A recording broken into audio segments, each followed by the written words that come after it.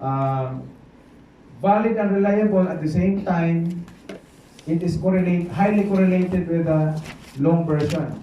So bakit tayo gagamit ng 50 kung may measure naman pala using 17 only? So yun yung experience ko na I just share to you so that you can use it for your future research. Okay, we have this indicator loading, we have this average variance extracted.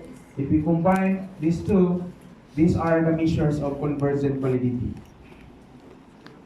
So for example, pasok dito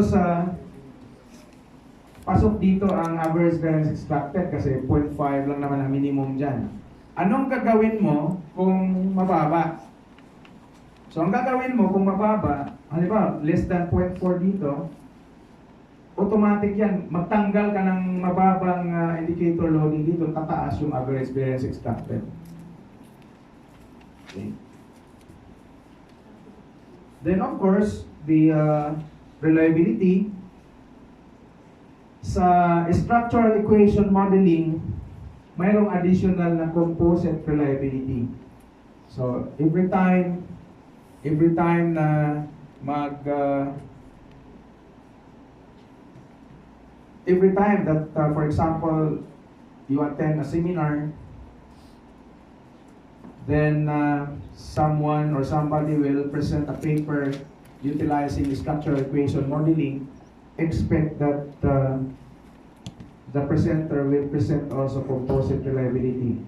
Kasi kapag composite reliability, it means that that person is using structural equation modeling as tool for his or her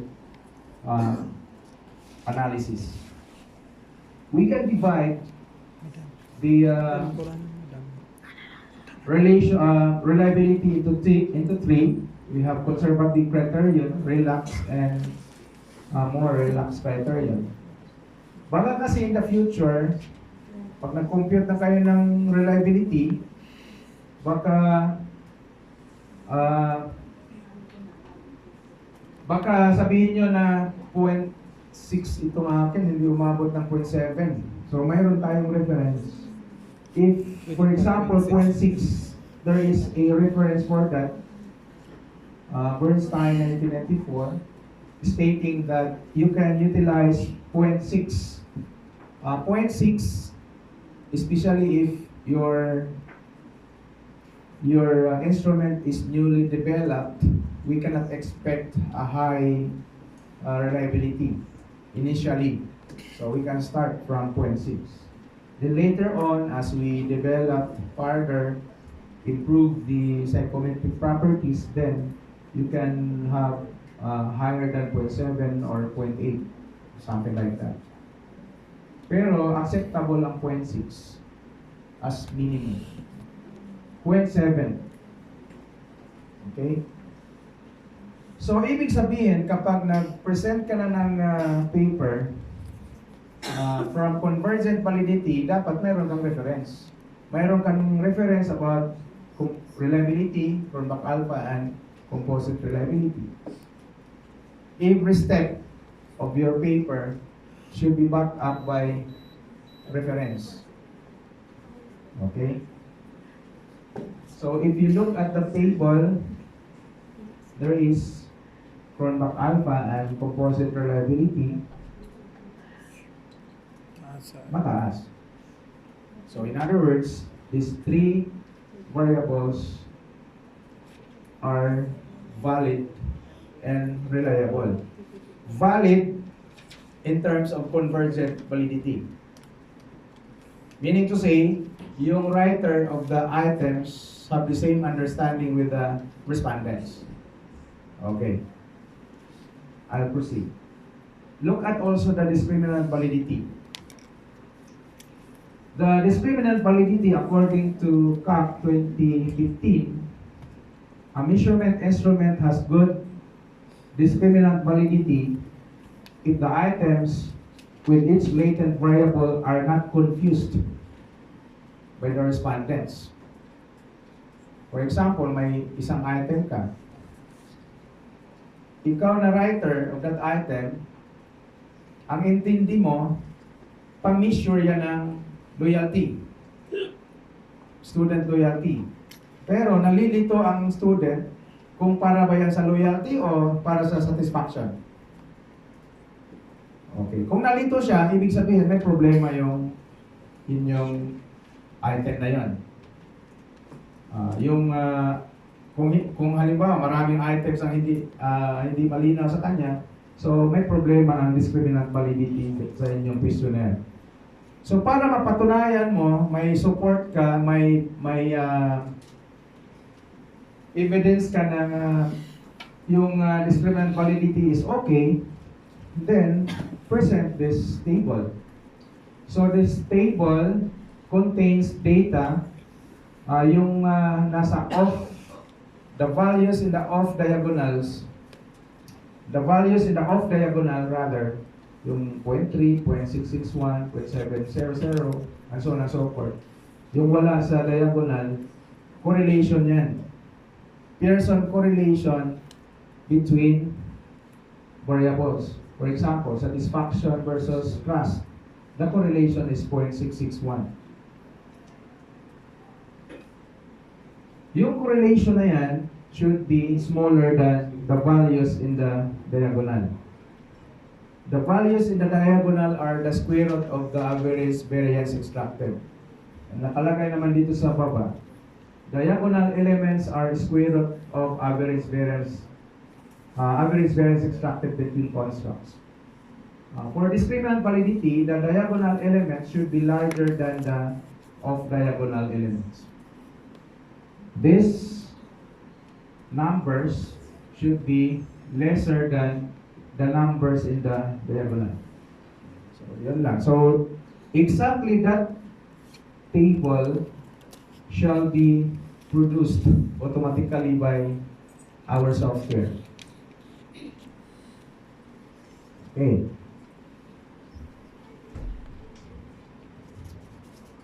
Question.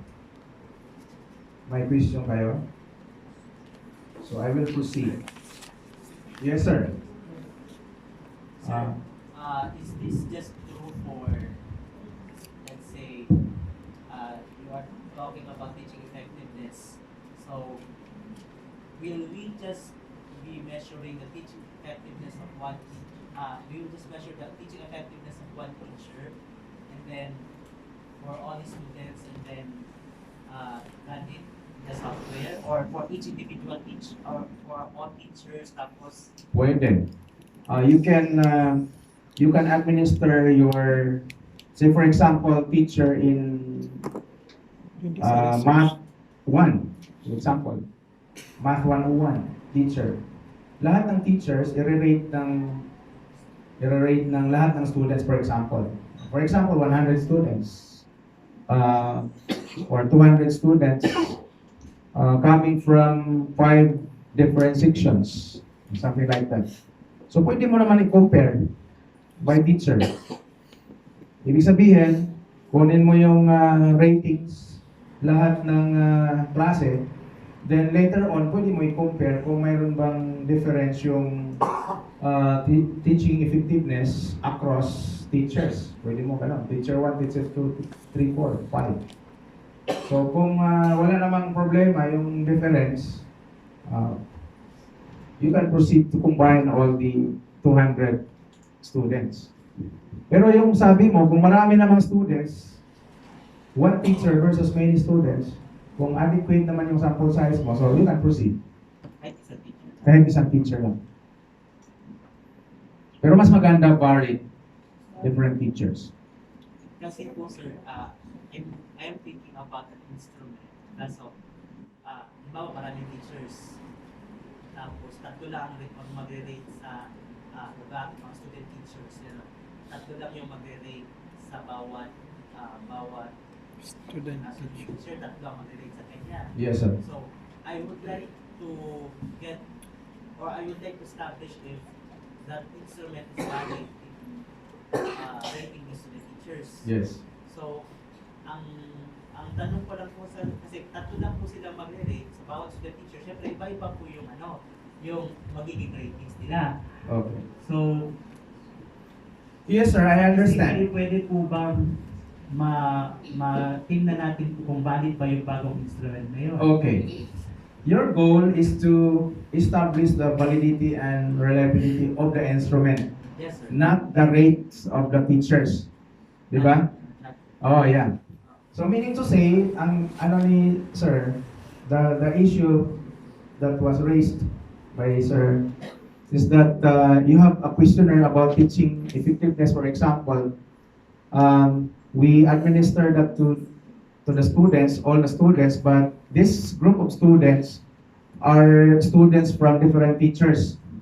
So no problem about the issue of different teachers, because the goal is to establish the validity and reliability of the instrument, not the teaching effectiveness of the teacher.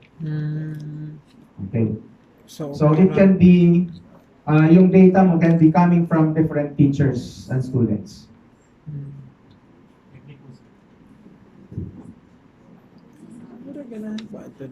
Kasi sa para dumami yung respondents mo, gawin mo yun, sir, na maraming teachers.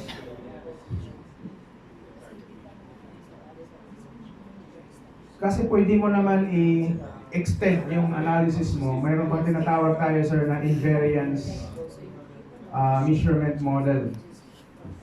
Pwede mo i-compare yon across teachers. But invariance is not part of our, parang advanced na kasi yun. Okay. That's another, yung ganun, sir, initial project mo, pwede yun. Then the same questionnaire, kung halimbawa nagawa mo na ngayon. So mayroon ka lang another project next year, for example. So you can review. Pwede mo na gamitin. Yes. To measure the teaching strategies of different Yes, oo. Oo. Pero kung i-improve mo pa talaga yung psychometric properties, you can conduct invariance analysis para i-compare mo across teachers. Yes, sir.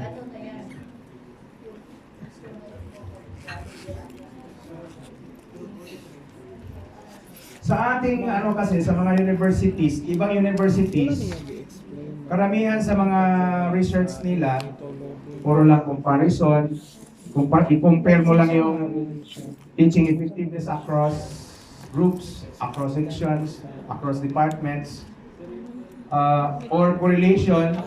Kagaya sa baba, ngayon si Ma'am Nancy, makapagal, ang discussion niya is correlation. Relationship between one variable versus the other. Pwede naman kasi instrument validation. Instrument development and validation, that can be a possible research. Yan. Possible project, possible research.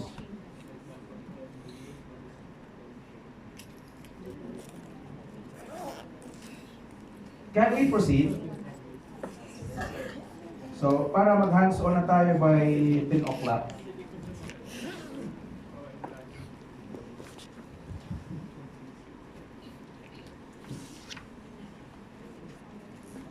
Because our topic is structural equation modeling, I would like to share to you again. Actually, nakita ko na ito sa larger group yesterday, but it is important to review so that everybody can relate during our hands-on. There are two types of structural equation modeling. The first one is the variance-based. Maraming pangalan to, pwede siyang tawagin na component-based ECM. Pwede siyang tawagin na partial least squares path modeling, or you can call it PLS ECM, partial least squares structural equation modeling. Okay. If you look at the diagram, we have the satisfaction. There are 4 items. Yeah, 4 items. Then we have loyalty also. loyalty, 6 items. We have trust, 4 items.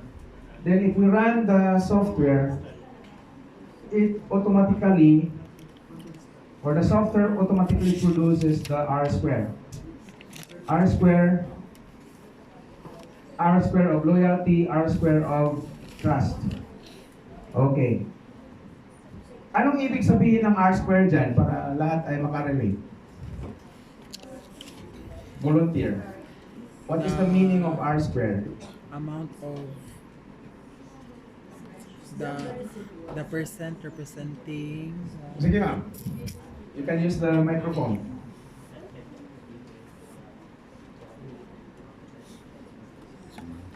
No, many ito more. ko lagi na Is that the residual?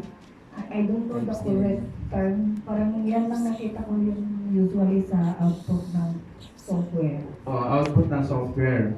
So, i-translate natin into Layman term, hindi ko in alam. layman. Di ba ang loyalty, the loyalty, there are 2 arrows pointing to loyalty. Tama? So, lahat ng mayroong arrow na nakatutok sa kanya may R square. Pero yung satisfaction wala. Pansin nyo? So yung R square, ang definition niyan ay proportion of variance in loyalty accounted by the satisfaction and trust. Meaning to say, kung i-translate natin in layman, di ba may arrow, ang ibig sabihin nag-contribute yung satisfaction at saka trust doon sa loyalty. and 63% is explained. Satisfaction and trust contributes in predicting loyalty. So how much is the contribution of that two variables? Yan, di ba? So ang ibig sabihin, 63% of the variability of loyalty is explained by satisfaction and trust combined. So 63%. So mayroong natirang, ilan yan? 100% minus 63. So mayroon tayong natirang 37. So nasaan ang 37? Ang 37 ay maaring nandun sa ibang variables affecting loyalty pero hindi kasama sa study. O di ba? So the other 37% are accounted by the other variables not part of, or not included in the present study. Kasi yung 63% para lang yan sa satisfaction at sa trust. There is arrow indicating that you want to predict loyalty using satisfaction and trust. And that prediction is 0.63 or 63% of the variability of loyalty can be predicted by satisfaction and trust. In the same manner, dito sa trust, isa lang ang arrow na nakatutok sa trust. Yung 49% is because of the satisfaction. 49 So ngayon, yung satisfaction, walang arrow, walang R square. Kasi wala namang prediction na nangyari dun sa satisfaction. So malinaw na. Okay. Ngayon, the goal of PLS-ECN, partial least squares ECN, is to find the path coefficients, find the values of the path, find the path coefficients such that R square is maximum. So it is a calculus problem, di ba? Maxima, minima problem. Na-solve na yan. Calculus. Application of differential calculus, actually. Naka-embed na yan doon sa software. Kaya di na tayo mag-calculus. Nasa software na yan. Ipipindutin na lang natin yun mamaya. But you need to understand that the goal here is to maximize R squared. What would be the values of beta 1, beta 2, beta 3 so that R squared is maximum? Yan yung partial least squares ECM. The other type of ECM is different. Mayroong different approach. Kung i-maximize ang R square doon, dito sa covariance-based ECM, i-minimize naman ang discrepancy between observed and expected. Parang chi-square. 2 terabyte. If you remember your chi-square, your lessons about chi-square, observed minus expected, di ba? Ang observed, yun yung data na nakuha natin. So ito yun. Sample covariance matrix. Then yung expected value, yun yung theoretical covariance matrix. If we get the difference between the two, the difference should be minimum. So finding the values of the path coefficients such that the difference between theoretical and sample is minimum. Calculus pa rin. Differential calculus. Pero hindi na tayo mag-calculus dahil nasa software na. So ngayon, alam na natin kung alin sa dalawa ang we know already the difference between the two. There are two methods. Pero ang tanong kasi, kailan natin gagamitin yung covariance-based at kailan gagamitin natin yung partial least squares, ECM. Okay? So, yun ang sasagutin natin. When to use covariance-based and partial least squares. Kasi alam na natin ang methodology nila eh. Minimizing the difference between observed and expected or maximizing the R square. So sasagutin natin yung tanong na we need to use yan. So para lang ma-recall natin yung kahapon, then mag-hands-on tayo.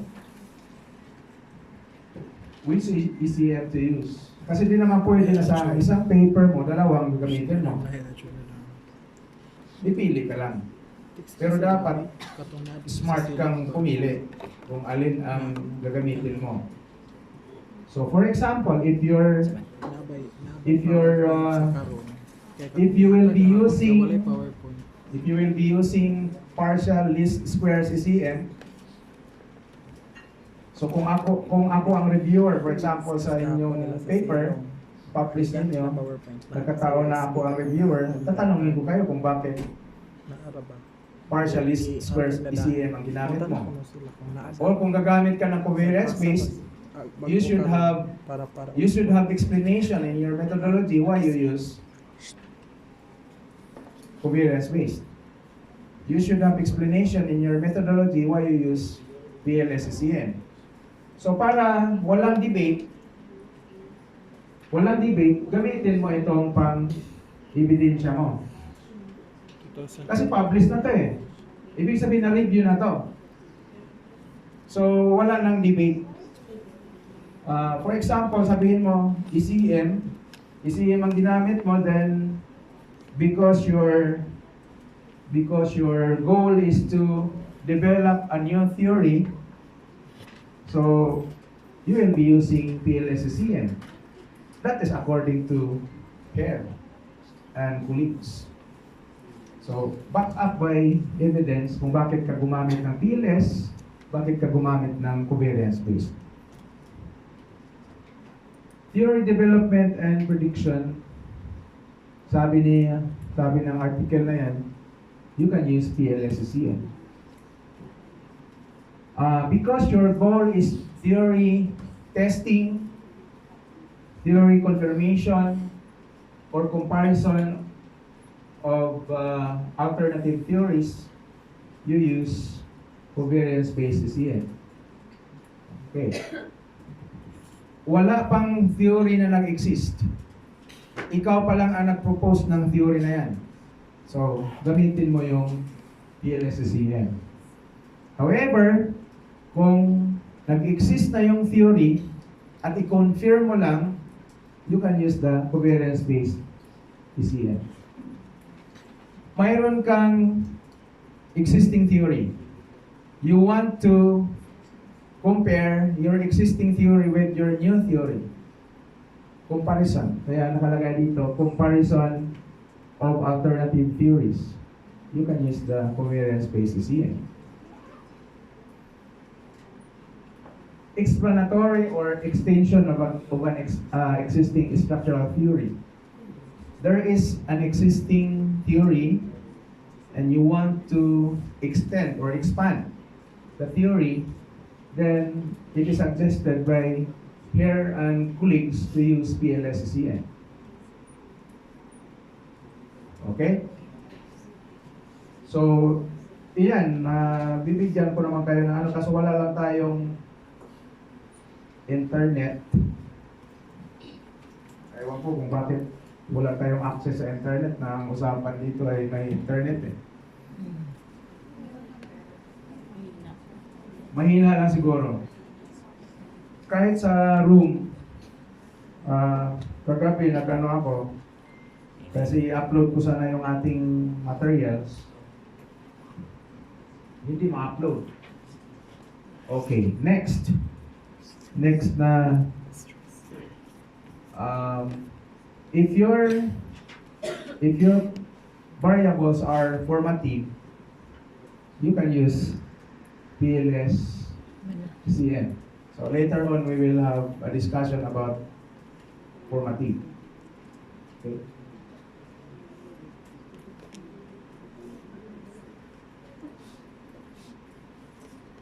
Error terms require additional specifications such as covariation. So this is applicable if the error terms of your model are correlated, then you can utilize the covariance-based PCM. I'll give you a sample situation wherein the error terms are correlated. For example, you use your studies about pre-test, post-test design. You are using latent variables to measure teaching effectiveness, pre-test, teaching effectiveness before the starting of the class or first meeting, for example, teaching effectiveness. Then, later on, siguro mga pagdating na ng finals, you administer again the same questionnaire to your same students. So, mayroon ka measure, pre and post. So, yung error ng pre at saka post, correlated yan. So, there is correlation between the two. So, yan ang example na error terms require additional specifications such as covariation. So, the errors covary. The errors during time 1 covary with the errors in the during the time 2. Okay? Complex structural model, many constructs.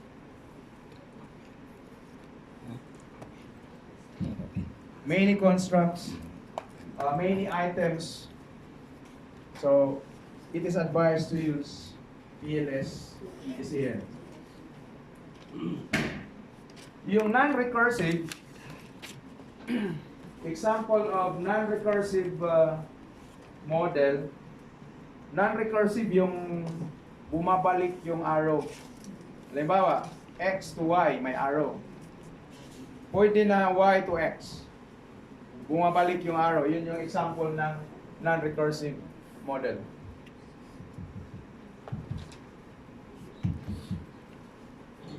So next.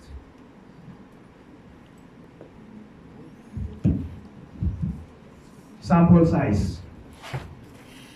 So, dahil ang PLS-ECM ay non-parametric, so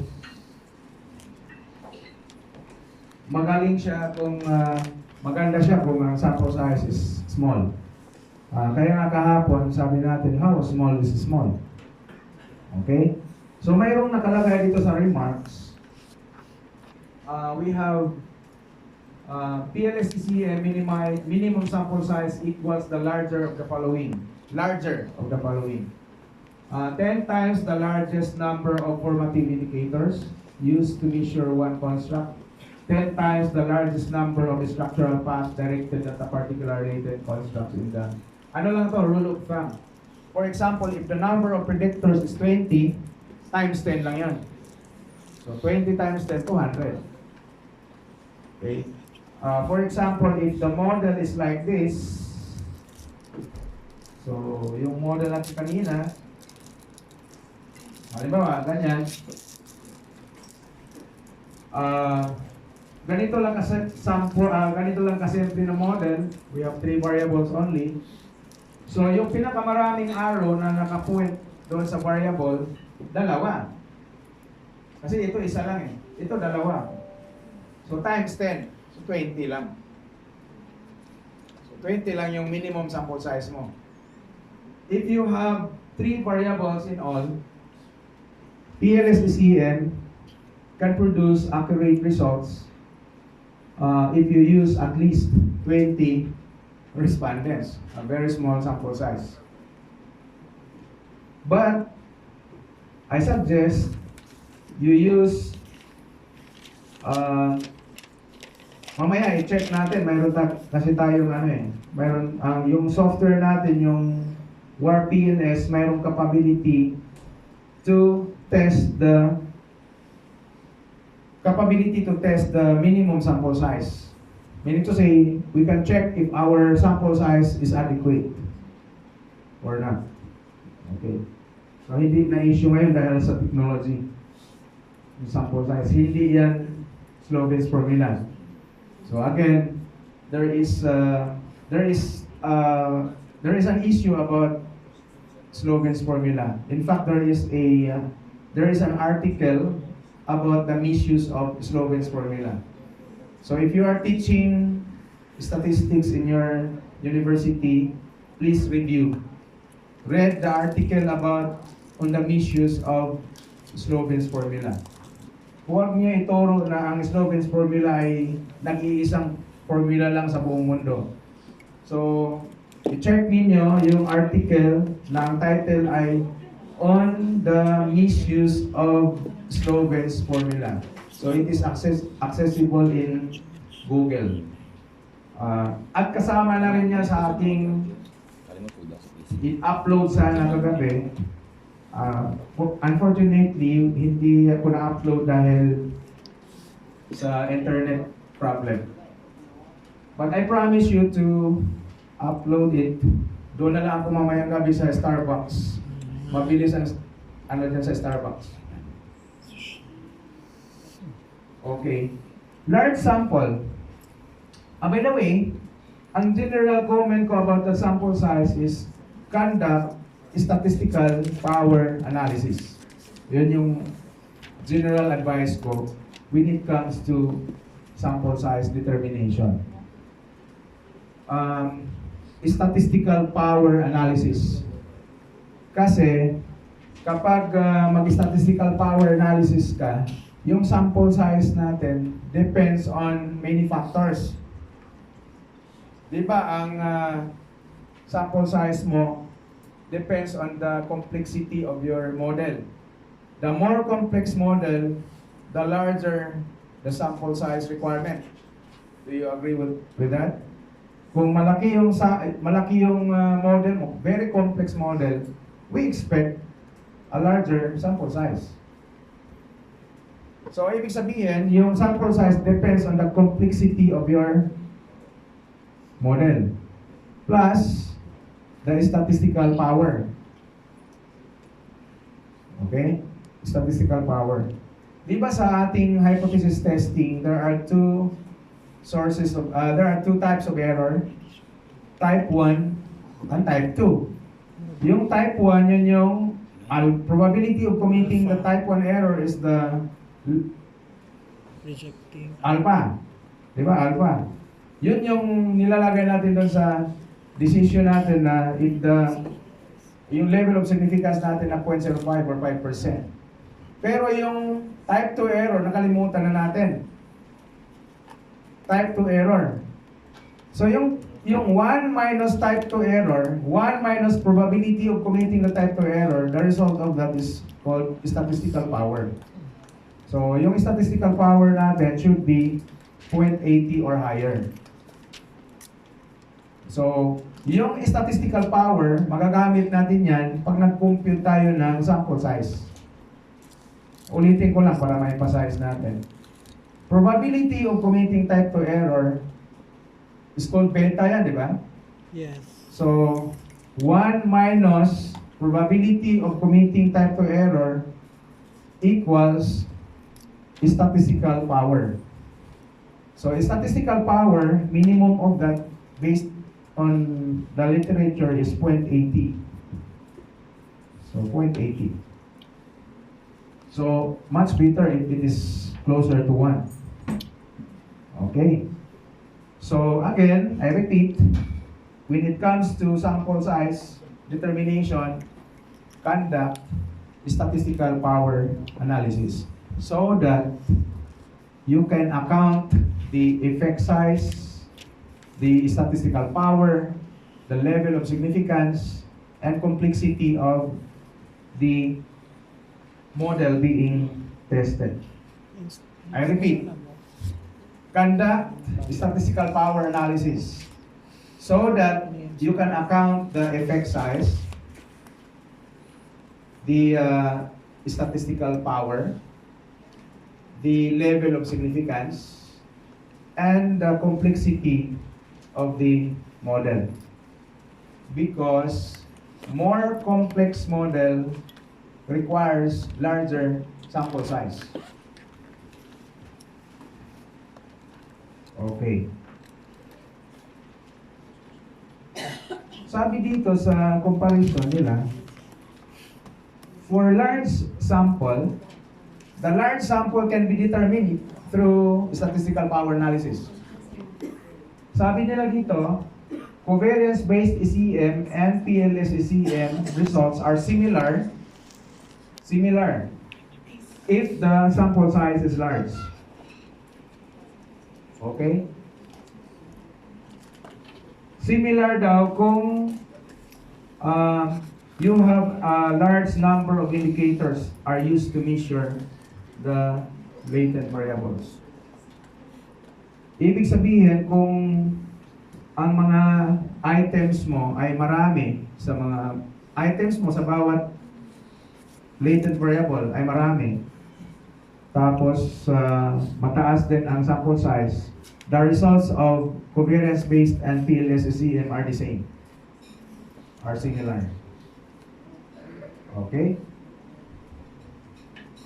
However, if your data are skewed, severely skewed, and the sample size is small, so it is suggested that PLS-SEM is preferable. Yan yung mga guidelines natin when it comes to the question when to use each type of ECM. Concerns? May concerns kayo? Okay, walang concern. So I will go back to the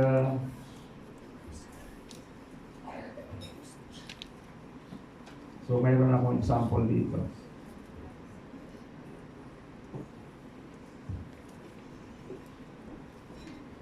Okay, this one. Covariance-based yan. Covariance-based ECM. Yung nakalagay na mga parang, ano ba tawag dito? Ang mga itong nasa oval, malaking oval, yan yung major variables of the study. Yung satisfaction with physician service, satisfaction with waiting time, satisfaction with nursing service, overall satisfaction. Yan yung major variables under investigation. Yung mga boxes, mga items yan. Yung box na yan, mga items yan. Meaning to say, yung overall satisfaction consists of 2 items. Ito. Yung satisfaction with nursing service, 3 items. Yung satisfaction with physician service, 3 items din. We have satisfaction with waiting time, 2 items lang. Pero ang goal is to investigate the causal relationships among the 4 ovals. Yung mga boxes, items. Yung mga bilog na maliit, error term. Okay? So ngayon, kailangan nating aralin yung mga variables na yan. Kaya I need to tama talaga. Kasi di ba sa ating sa OSO natin ngayon, sa publication, dapat nakalagay yung hypothesis. Yung hypothesis na yan, SP, meaning to say, satisfaction with physician service, affects satisfaction with waiting time. So nakalagay dito yung lahat ng hypothesis mo, nakalagay ng arrow, SP going to SWT, SP going to SN. SN is nursing service. SP is, nandito naman sa baba, satisfaction with the physician service, satisfaction with nursing service, overall satisfaction, and so on and so forth. So, later on, we will have hands-on. So, ma-compute natin yung mga coefficients na yan. Okay? So, ibig sabihin, ang effect ng SP going to SWT, ang p-value niya ay 0. Ibig sabihin, there is a significant effect. Actually, all H5 or all hypotheses are significant. Meaning mayroong significant effect. So, interpretation na lang. So, how do we interpret? So, ito yung interpretation, sample interpretation. Kapag nagturo ako ng ECM, sabi ko sa kanila, sa mga students, una mong sentence, i-introduce mo yung table para hindi ka mahirapan. For example, table 1 presents the summary of the parameter estimates of the structural equation model. So, ibig sabihin, ang reader niyan, aware na siya na yung table 1 pala, yun. Yun na yung ibig sabihin. Then, as shown, SP is significantly related to SWT. Ibig sabihin ito is significant related to SWT. Tapos ilagay mo yung evidence mo dahil may sentence ka, may sentence ka kasi sinabi mo, SP is significantly related to SWT. So, ilagay mo yung beta, ito, 0.76. SE is 0.807. Then p-value mo is less than 0.05. If your level of significance is 0.05, you put here 0.05. Ang ibig sabihin, ang p-value nito ay less than 0.05. Ito. Okay. Ito yung evidence mo. Di ba sabi mo, SP significantly related to SWT. So, i-parenthesis mo yung evidence mo. Parang ano yan? Yung bagong result sa kay Ampatuan, for example, na case. guilty. So may mahaba ang statement kung bakit guilty. Pero sa atin, statistics ito, SP is significantly related to SWT. Ito lang yung ano natin. Then, we will indicate or we will explain what is the meaning of the positive coefficient. So, positive, di ba? Positive lahat. The positive coefficient indicates that as the level of satisfaction on physician service tends to get higher, the satisfaction on waiting time increases. So, the higher the level of satisfaction about the physician service, the more satisfied the patients, kahit pa naghintay sila. Okay? So, stated differently, the higher the level of satisfaction on physician service, the more satisfied the patients on the waiting time services. Okay. Yan yung sample.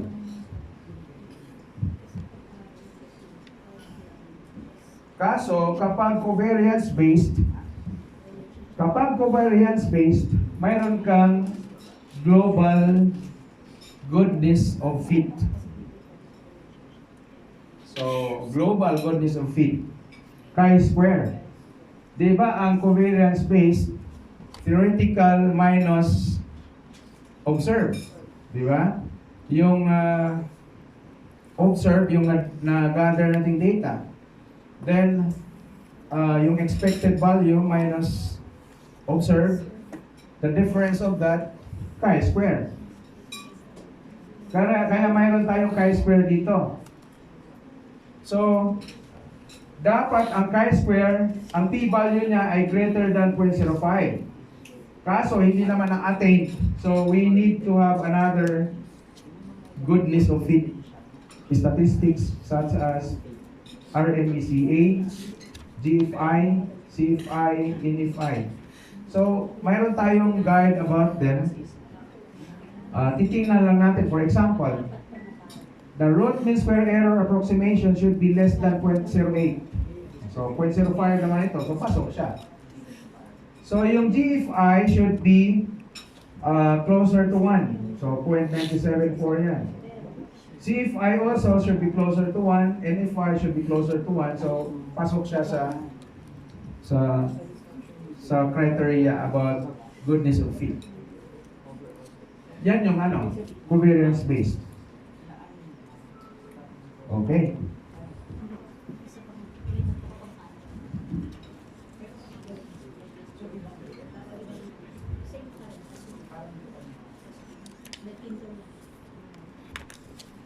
So, mag-hands-on tayo mamaya. I have also ewan ko kung na-share ko sa inyo yung paper, article. Hindi pala. Pero, kasama dapat yun sa i-share ko sa inyo.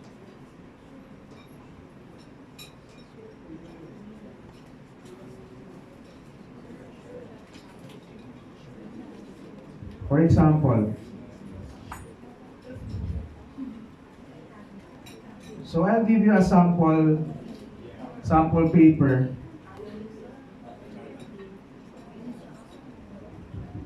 Okay?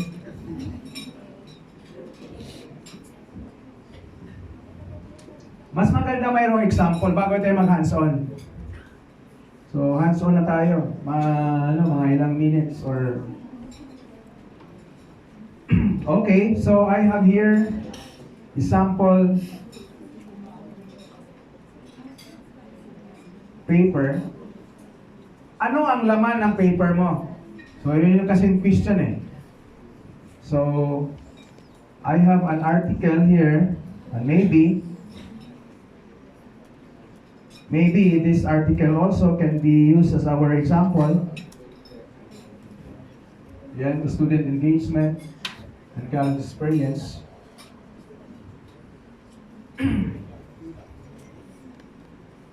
We can also use this later. For example, let's try this.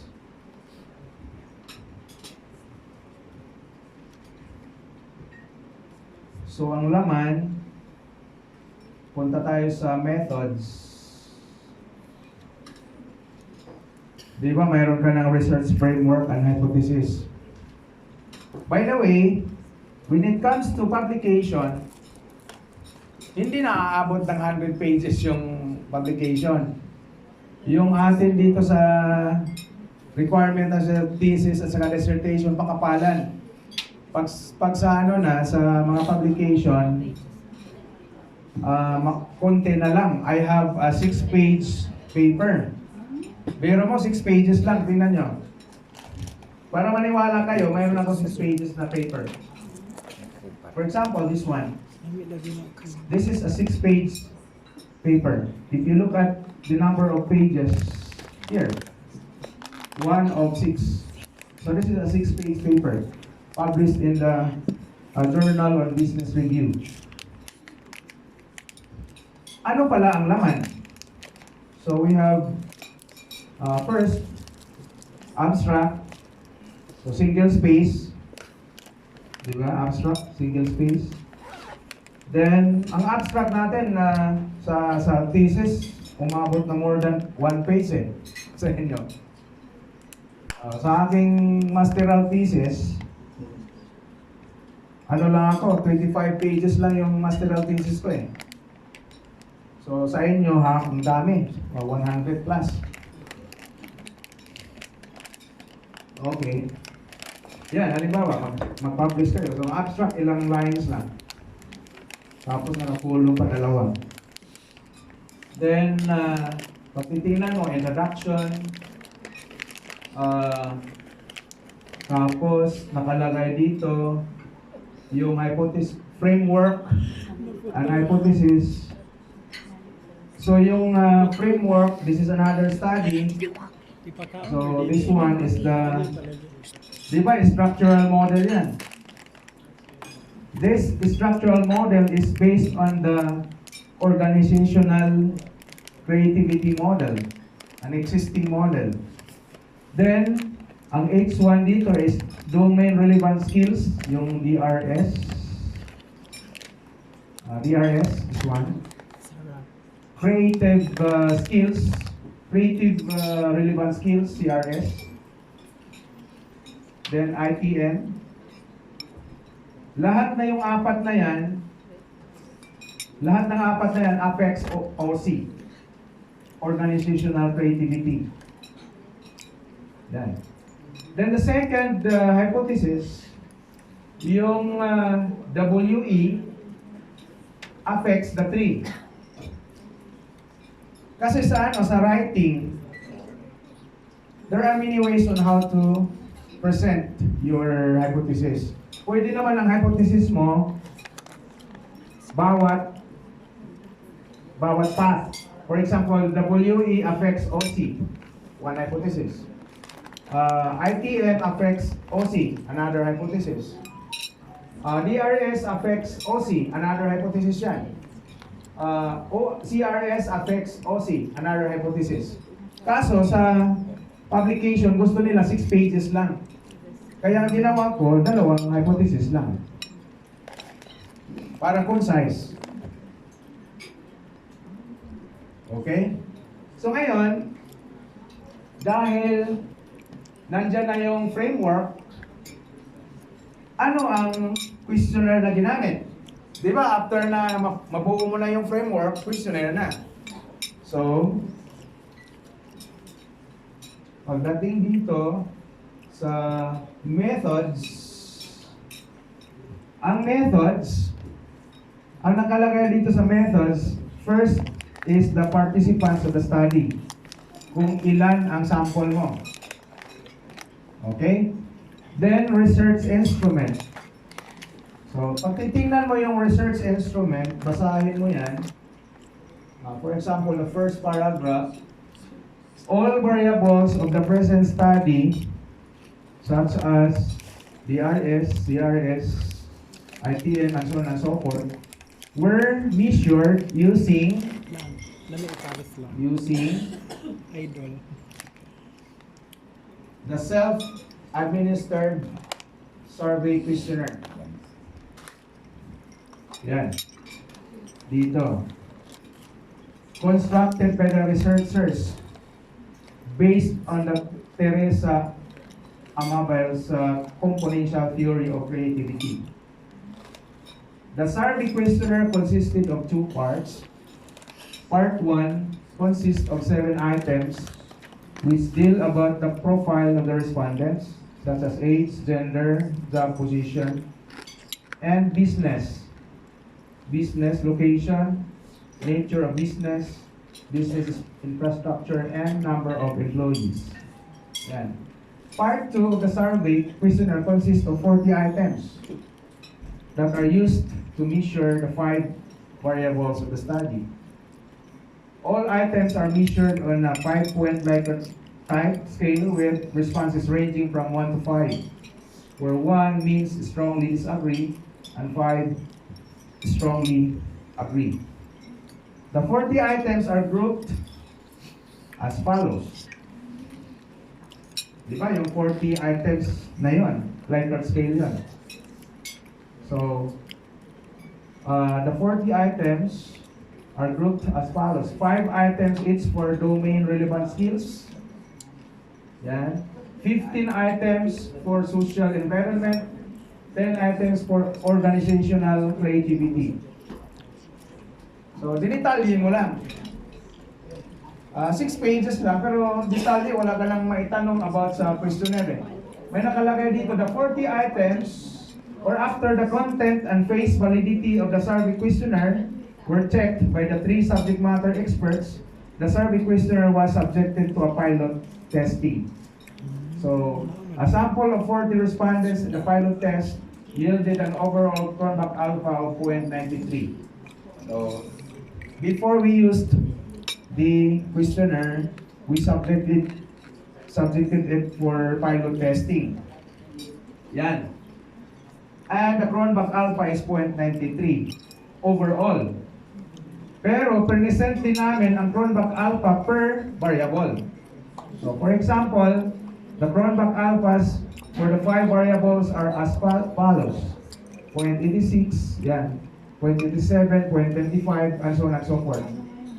Both convergent validity and discriminant validity of the survey questionnaire were assessed in the next section as part of the structural equation modeling results.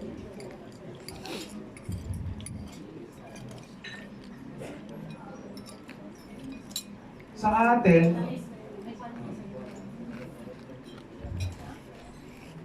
atin kasi pag gender lang, presentation ng gender, 1 page na.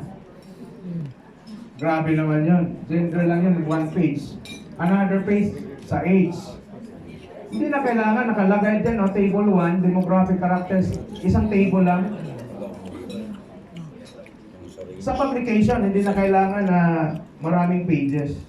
For publication, magagawin. Kung 6 pages, Money for research requirement. tapos 3 kayong author, 6 pages, tag-2 page lang kayo.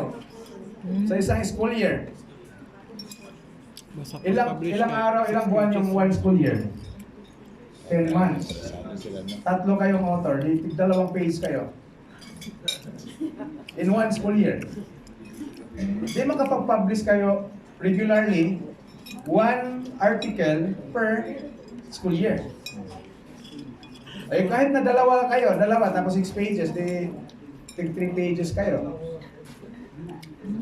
Sa tingin ko hindi talaga ang experience lang talaga natin sa graduate school intimidating. Dapat kasi ang ituturo sa graduate school, kung ako lang sana ang yung journal type, intimidating, biro mo 100 plus, tapos sasabihan ka pa kailangan ang review of literature mo 50, 75. Pipilitin natin kung wala na talagang mahanap na literature. Ang iba, nilalagyan na lang ng dasal sa gitna. Kasi wala nang kita eh.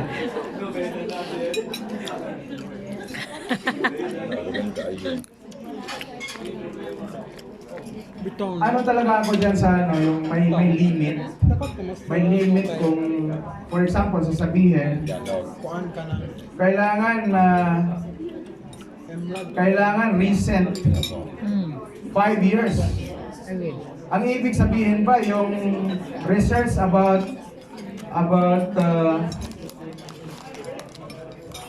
hierarchy of needs, kung anong year yun, walang kwenta na yun. Oo. Mga ilang decades na yun eh. So ang gusto, 5 years daw, recent. 5 years.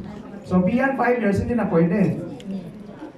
So ang example ko dyan, counter ko dyan, yung mga hierarchy of needs. Anong year pa yun? So wala na kwenta pala yun.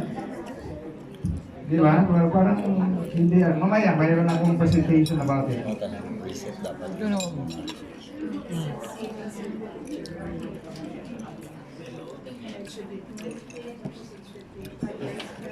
Available online ka na. Ilan? Ako na i-upload. Ako nga. 10 authors per variable. So kung mayroon kang I-share ilang na po. variables, YouTube. pati age, mayroon pa literature. Sabi moods. Bongga. Di ba sa ano, sa uso ninyo, sa inyong dissertation or thesis, mayroon pang profile as part of the framework. Wala na, okay yun. Pero ang iba mayroon. Pati demographic characteristics kasama sa framework. Baka nasa ibabaw. Okay, I'll proceed. Yun, nakalagay na kung detalye kung ano ang laman. So dito sa results and discussion, mayroong paper na separate ang results, separate section ang discussion. Pero dito sa 6 pages na requirement, results and discussion magkasama. Okay, ano ang laman ng results? Okay. So ang laman ng results, dahil SEM ang ginamit, kung babasahin mo yung paper na yan, nakalagay dito, to carry out the PLS-SEM, two-stage approach suggested by Holland was adopted. So, yung presentation, pati pag-present, mayroong in-adopt na suggestion by Holland. The first stage was about assessment of measurement model. Yung assessment of measurement model plus the evaluation of the structural model. So meaning to say, yung results natin dalawa. Part 1 would be assessment of the measurement model, then the second one, yung structural model. Yung structural model, yun yung magsasagot doon sa hypothesis mo. Yung part 1, yung measurement model, yun yung convergent validity, reliability, discriminant validity. Pag titingnan mo, yan nakalagay dito, the reliability, convergent validity, and discriminant validity of the variables were examined in order to assess the measurement model. Okay? So, pag titingnan mo, ang nakalagay dito sa table, Salamat sa rasyon. Pwede all na. Itong convenience store na. Kanina. dito, nakalagay dito, for example, yung discriminant validity, for example, ito yung nasa diagonal, di ba yung kanina? Tapos ito yung mga correlations. So, ang ibig sabihin, table 3 presents the evidences for your discriminant validity. Tapos ito naman, this is for the table 2, this is for the item loading. So instead na ilalagay mo pa yung mga items, range na lang ng item loading ang ilalagay dito. Kasi kung ilagay mo pa yung mga items, lumampas na sa 6 pages. Concise. Then we have average variance extracted. Tapos nilagay ko na rin dito yung Cronbach alpha at saka composite reliability. So itong table 2, Table 2, yan yung convergent validity at saka reliability. Table 3, yun yung discriminant validity.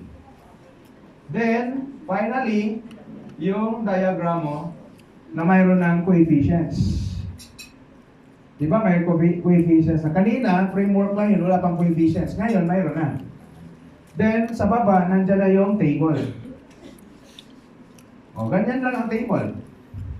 Mayroon kang hypothesis dito, mayroon kang beta, mayroon kang p-values, mayroon kang f-squared for the effect size. Kasi sabihin mo, DRS affects OC. The magnitude of effect is ito, f-squared na 0.075. According to Cohen in 1989, yung 0.05 is close to small. Mas closer dito siya sa small. Meaning to say, the effect of DRS on OC is small. Yun ang kagandahan kapag mag-PLSSDM tayo. Kino-compute ng software yung effect size. If there is effect, what is the extent of effect? Is it large, small, or medium? Then, management implication, kasi business ito. Mayroon kang section about management implication. Then, you can also put another section for the directions for future research. O, kaya yung ibang researcher, ang binabasa nila article. Because in the article, mayroong mga author na nagsasuggest for future research. Yun ang gagawin nila. Kung sa ating dissertation or thesis, recommendation. Yes. Recommendation. Yan na. Ano na siya? 6 pages na. Okay. So, bago tayo mag-hands-on, mayroon pa akong isa. Para Tayo kayo. malinaw. So, I have here Pero tingnan niyo an niya. invited talk. Ang palis.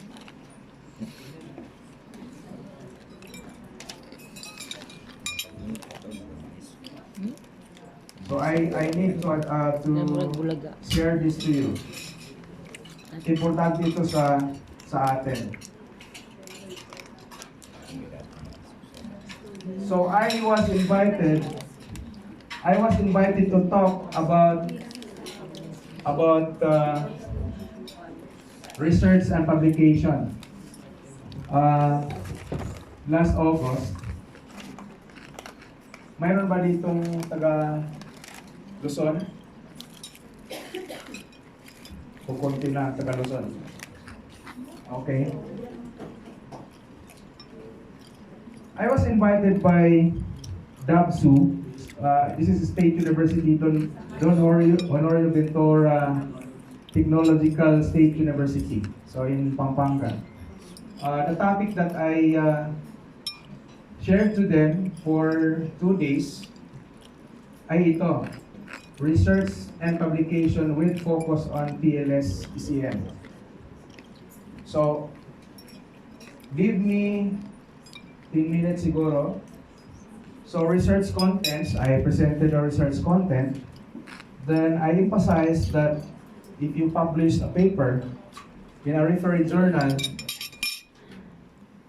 this format is no longer, is already obsolete. Yung mga format natin. Kung mag-submit ka ng paper doon sa Scopus or ISI Index Journal, tapos ganito yung pagkasulat mo, ibabalik yan sa'yo. Yun, ito yung traditional na atin. So, kaya dapat i-review ninyo yung inyong curriculum kung naka-align pa ba kayo sa mga journals requirements. Kasi parang nag-train tayo ng students nag-train tayo ng students na hindi naman pala kailangan. So, dapat relevant or naka-align tayo sa society. Yes po. I'm sorry. Sige po.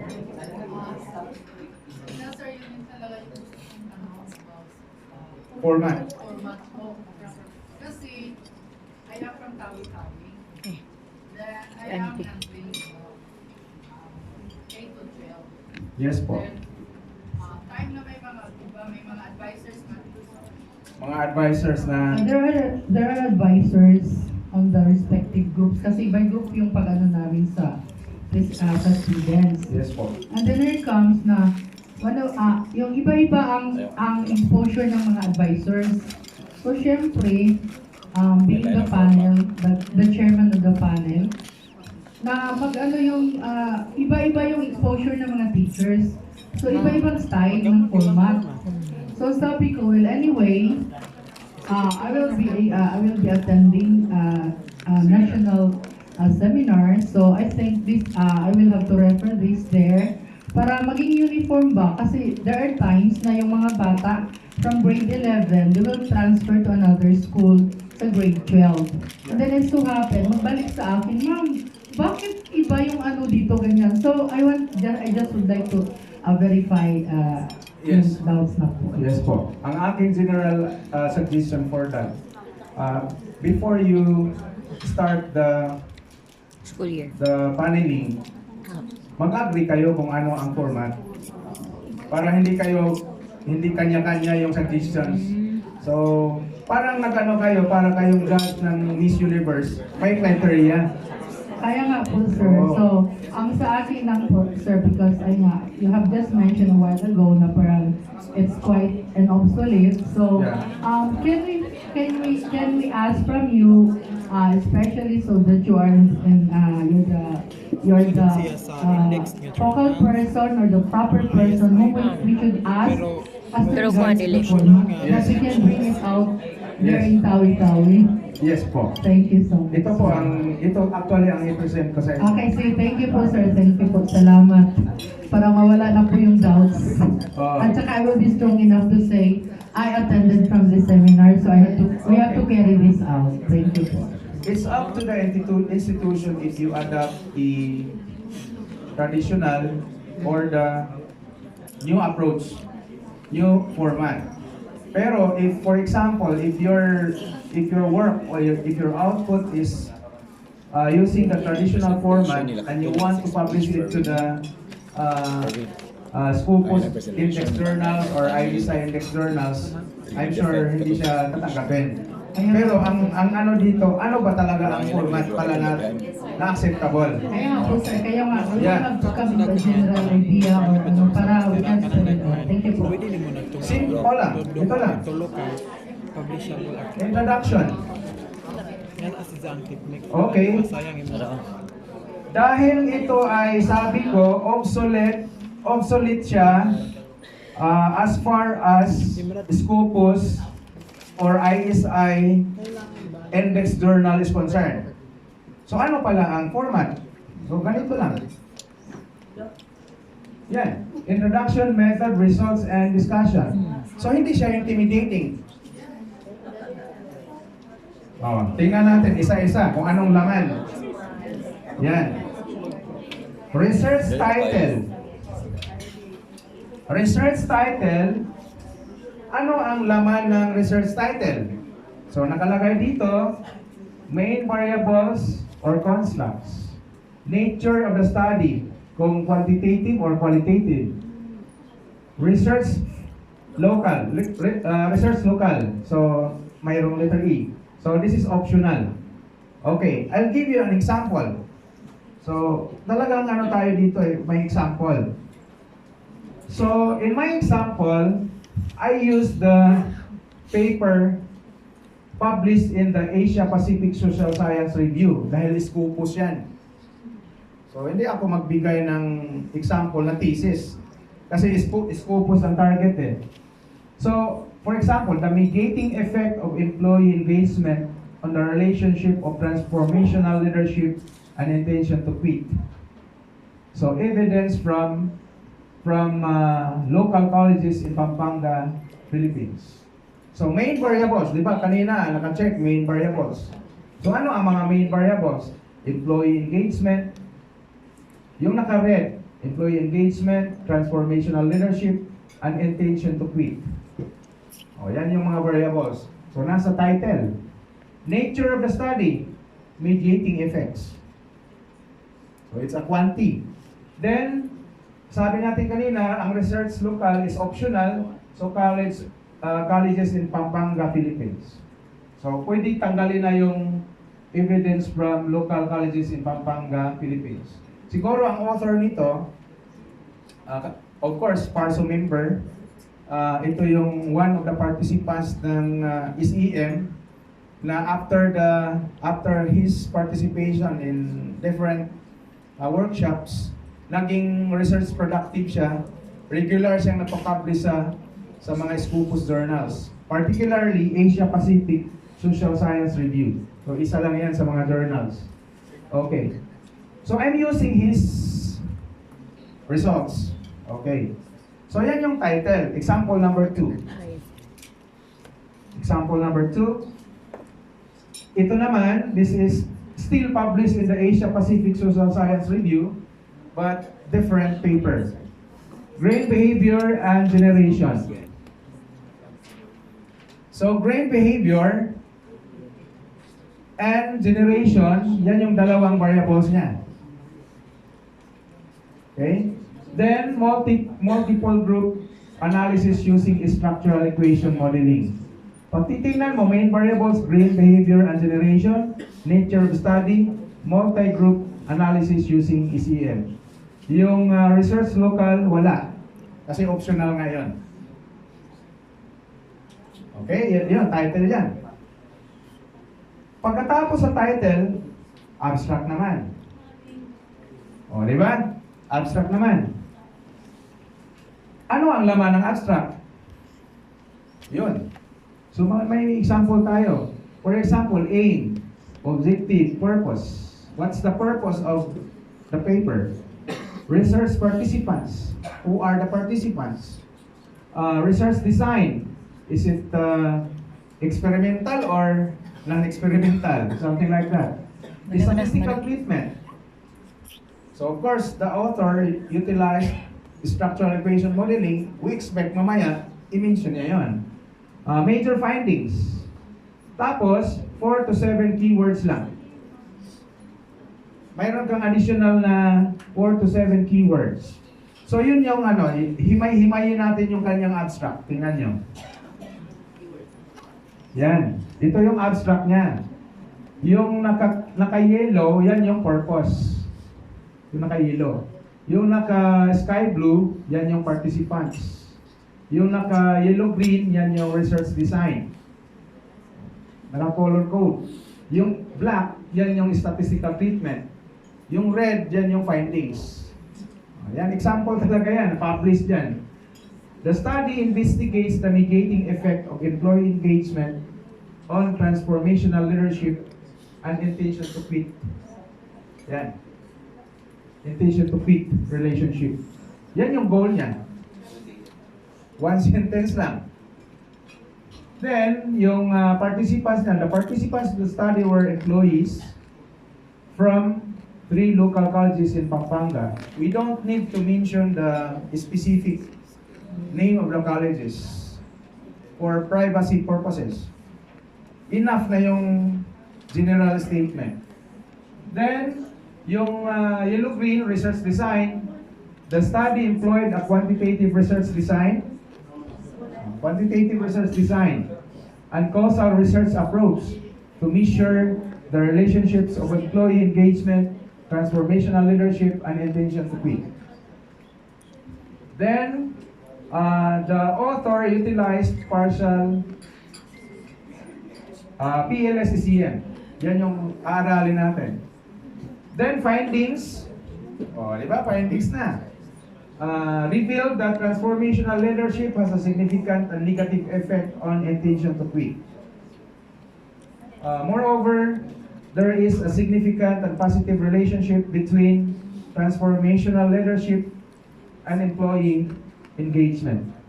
So regarding employee engagement and intention to quit, the results indicated that these two constructs are significantly and negatively related.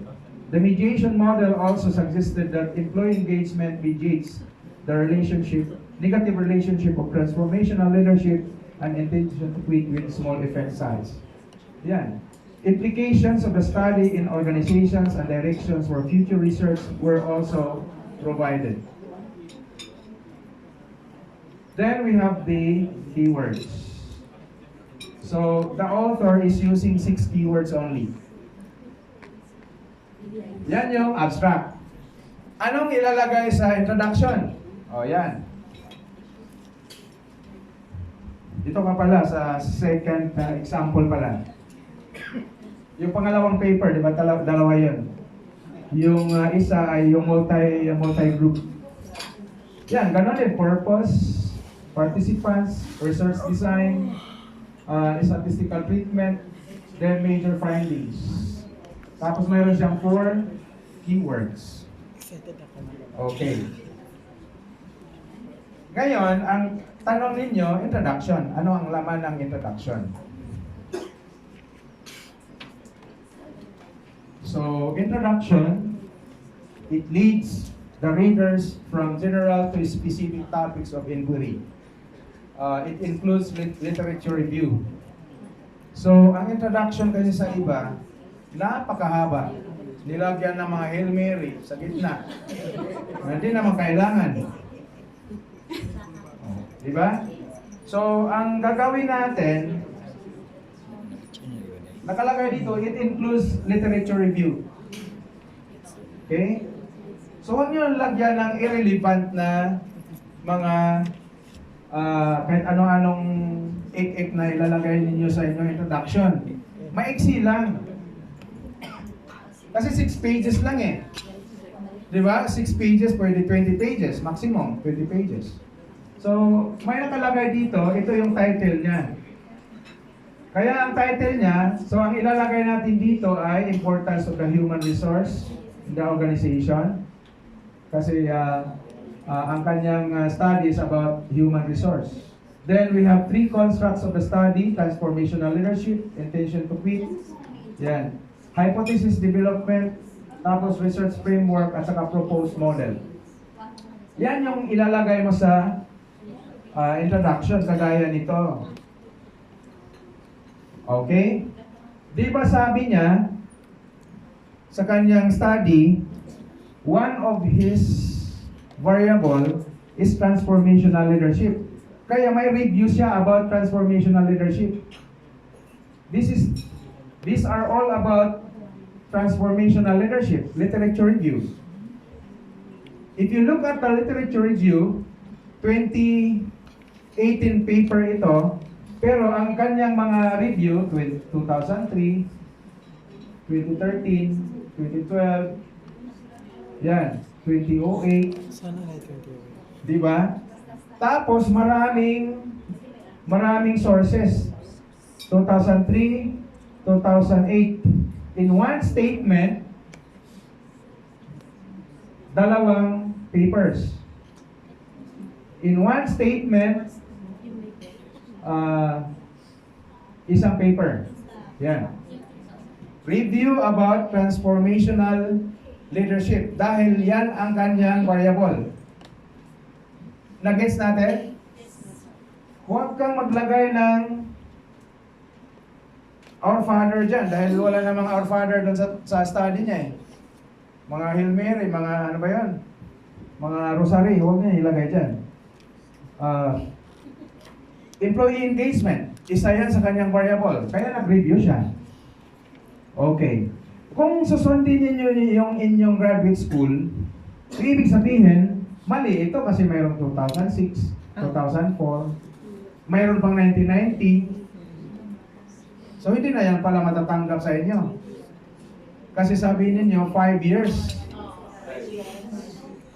Ang ibig sabihin, wala nang kwenta yung results na yan, results nung araw.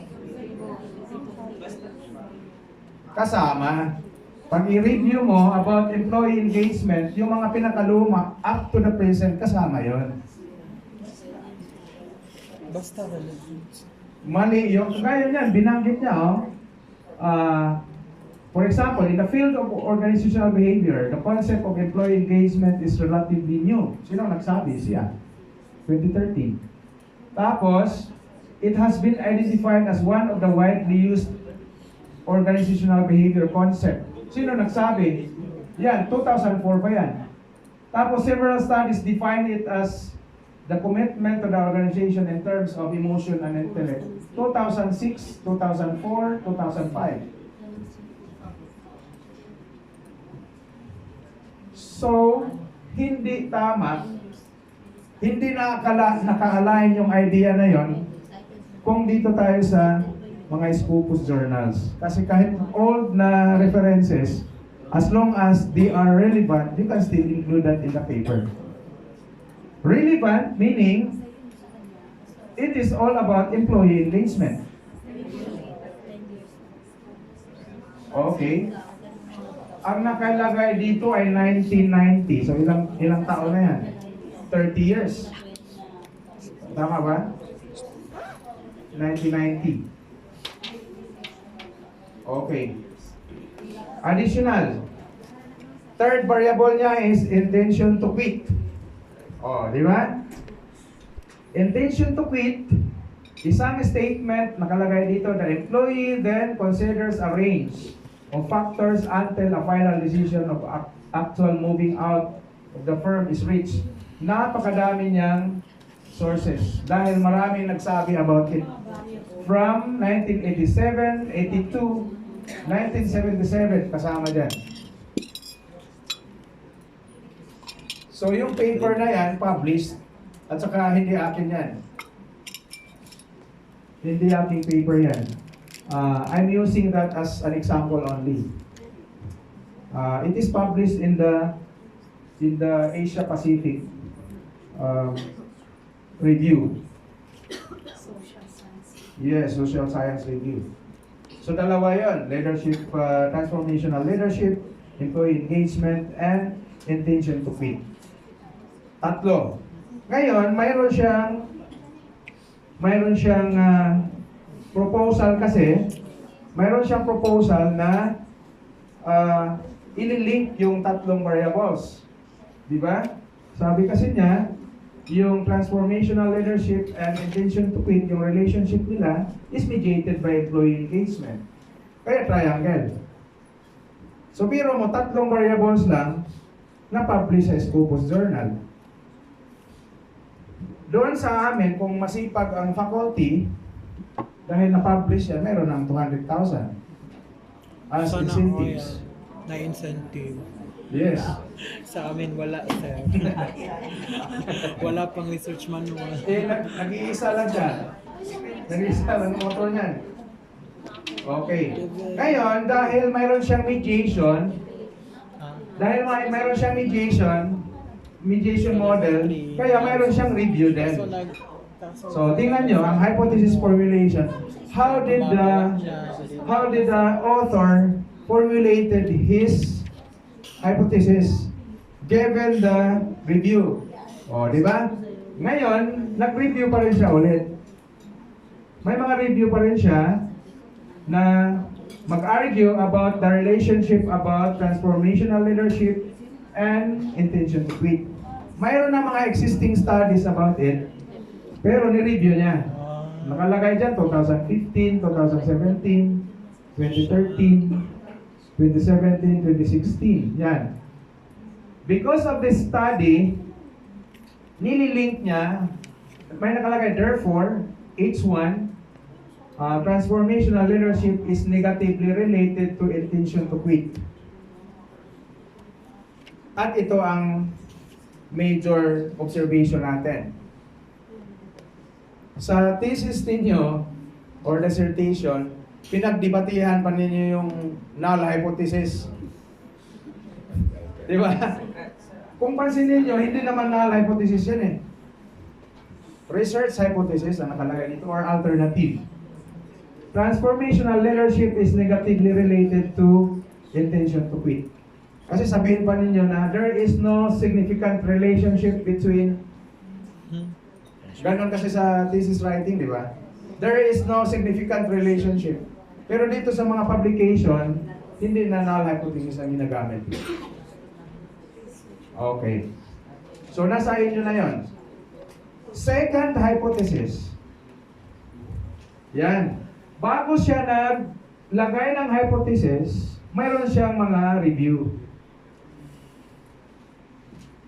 Kasi kung kung diretsuhin mo lang, ang itatanong sa'yo, anong basis mo? Bakit ka nag-hypothesize ng ganyan? So para hindi ka na ma-question what are the basis of forwarding that particular hypothesis, so you should provide first the arguments that you can investigate the relationship between transformational leadership and employee engagement.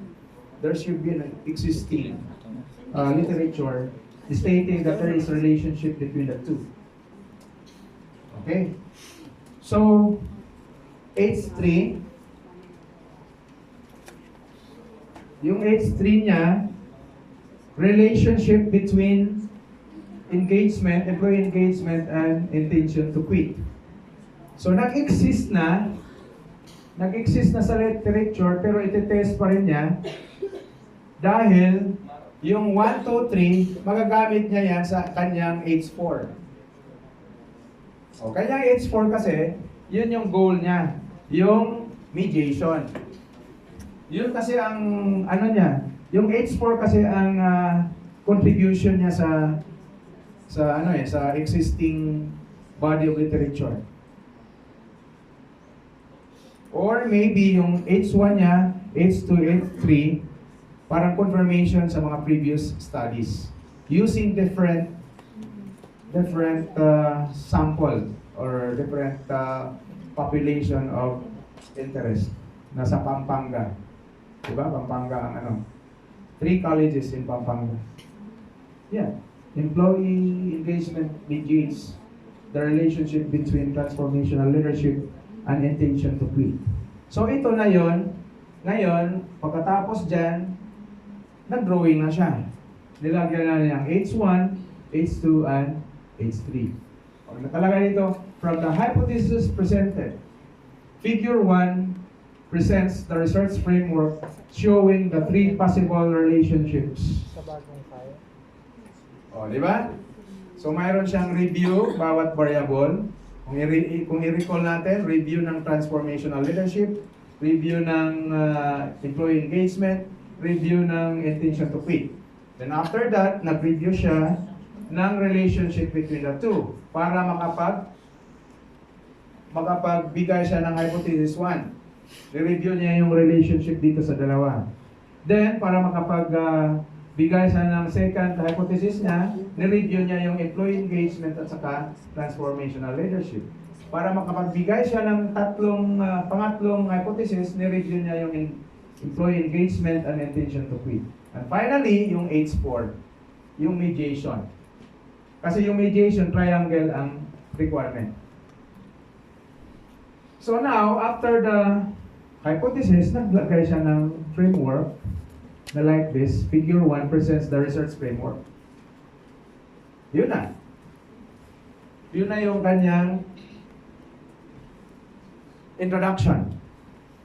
So, doon pala sa introduction, kasama na doon yung literature, plus the hypothesis, plus the framework. O, di ba? So, if you review, again, nakalagay, literature review is part of the introduction. So, tips in writing the literature review. Looks for credible sources. Kung mag-publish kayo, huwag kayong gumamit ng mga unpublished articles. Ang gamitin niyo yung mga published na articles. So you can use books for the definition of the variables. Research articles in journals are preferred. So search research articles from Google Scholar or online library if your university has subscriptions. So for example, sa Sa amin, College of St. Bernard lang, isang college lang yan. Ang subscription namin per school year, 10 million. For the... iba naman yun kasi mayaman namang school yun. So, kung dito tayo sa State University, I don't know kung mayroon ba kayong subscription about mga journal, online journals. Kaya hindi nakapasa. Professor. Ang library. Observe proper Area. citation. 7. Okay. Yan yung introduction. Tama. Revisit. So nabuo na yung kanyang framework, nandiyan na literature review, nandiyan na yung hypothesis. Ang hypothesis naka-align doon sa framework. Introduction. Proceed tayo sa methods. Kasi di ba IMRAD? Introduction, methods. Methods tayo. Sir, PowerPoint ako, sir. Yan. Ang methods, ang laman ay ganyan lang. Participants of the study, research instrument, data analysis. Okay. Walang iba. Who are the respondents? Ito yung mga key questions. Who are the respondents? What is the sampling technique utilized? How did you calculate the sample size? Calculation and sufficiency of sample size. Parang evidences mo lang para mapatunayan mo na adequate yung sample size mo. Kasi di ba, nagkaroon ka ng decision. Nagkaroon ka ng decision na ang X is significantly correlated with Y. Paano kung ang sample size mo ay hindi adequate? Di useless lang yung decision mo, yung findings mo. Okay? Kaya kailangan yung sufficiency ng inyong sample size. Suggestion for the research instrument, use existing published instruments para matapos kaagad yung research ninyo. I suggest you use the existing published instrument. Indicate the name and description of the instruments as well as the authors. How the variables are measured, present the validity and reliability statistics. Para hindi ka na ma-question sa mga reviewers. Kumplituhin na muna paglagay. Lagay mo na yung validity and reliability. So what if, sir, if we did the author did not present the validity and Ilagay mo doon. so ikaw Na na itong ilagay mo doon na yung the instrument utilized in the present study are developed by these authors. But the authors did not present the validity and reliability statistics of the questionnaire. Ganun lang. So, pwede mong unaccepted pa rin. mamaya sa ating ECM results, mayroon naman mayroon namang validity and reliability. So, okay lang. Okay lang. Then we have the research data analysis, research design, statistical model, software and version. Kung ano yung version ng software. Okay? Then after that, ito na yung example natin. So, detalye yung ating yung example natin, tingnan nyo. So, nag-focus na sila. Tingnan nyo, pag sinabi mong participants of the study, ito yung mga kailangan. Tingnan natin yung paper na yan, kung nakalagay ba. Who are the respondents? Sinabi naman yan. Yan. They were the employees of higher education institutions classified by the Commission on Higher Education on local universities and colleges. Tapos nakalagay dito yung particular na kung anong year. Out of 200 survey questionnaires floated, 155 were answered completely and correctly by the respondents. Yan. Pati retrieval rate nilagay. Then, ano ang patunayan mo na adequate yung sample size mo? Itong is inverse square root at saka gamma exponential method ay nasa WAR-PLS yan. Mamaya ituturo ko sa inyo. Hindi sinabi dito na Sloven's formula. Kasi ang ginamit niya is EM. Kaya ang Sloven's formula, hindi pwede yan sa SEM. Okay. So, napansin nyo, walang SEM dyan. Okay.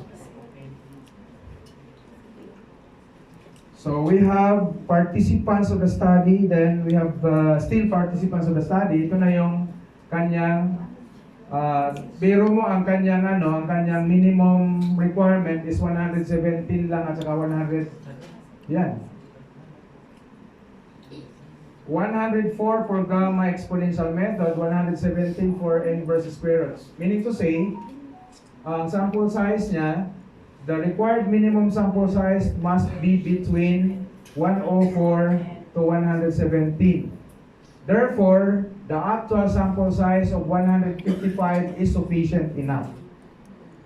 Kasi yung requirement lang, minimum 104 to 117. Pero yung kanyang sample size, actual sample size is 155. So, sufficient enough na daw to explain the results of the structural model. Both tests were gauged using pmib-hs 6.0. Reform. O, di ba? Reform. Okay. I'll proceed. Additional sample size can also be computed using G-power. Using G-power din, pwede tayo. Actually, yung installer na binigay ko sa inyo, nasa laptop ninyo, may G-power installer. It is free. You can distribute that for free to your colleagues. Yan, pwede kang gumamit ng G-power to compute the sample size. Hindi sinabi dyan ang Sloven's formula. Okay. Warning. Warning. Sloven's formula has been misused. Yan. For a research that uses statistical tests such as t-test, ANOVA, chi-square regression analysis, do not use Sloven's formula. For more details, read the article on the misuse of Sloven's formula. Okay. So, research instrument na tayo. Research instrument. Ang ilalagay sa research instrument ay yung detalye ng mga variables mo. How the variables are measured, present the validity and reliability statistics, kung available. Okay. Kung hindi naman available, dahil SEM naman ang gagamitin mo, you can present later the validity and reliability statistics using your data. So kagaya nito, the demographic characteristics include the respondent's sex, age, classification, years of service, and employment status. On the other hand, employee engagement was measured using Ustreet's work engagement scale. So this is created by this is published, which was comprised of 9 items. Kalagay dito ang author. With regard to the assessment of transformational leadership, multi-factor leadership questionnaire was used. By author, 1995. Out of 45 items in the original questionnaire, only 20 items on transformational leadership was adopted. So may source din kung bakit 20 saan galing. 20. Then on the other hand, to measure the level of intention to quit, a 4-item intention to quit scale, the shortened version by this author. So wala talagang butas. Wala nang maitatanong yung reviewer niyan. Lahat ay documented na. All items in the 3 constructs were measured using 5-point Likert scale.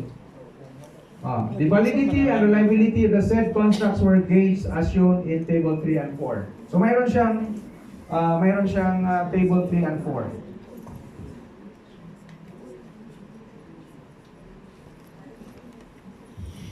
data analysis.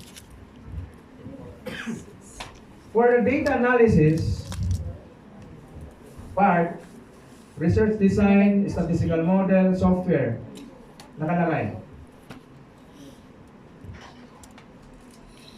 Okay? SEM, using partial least squares. What PLS software? Yan. Then, of course, I put a tip on how to report the validity and reliability statistics. Tips lang kung paano mo i-report. Report in the data analysis section the validity and reliability statistics of the instruments, which can be found from the developer's research article or previous.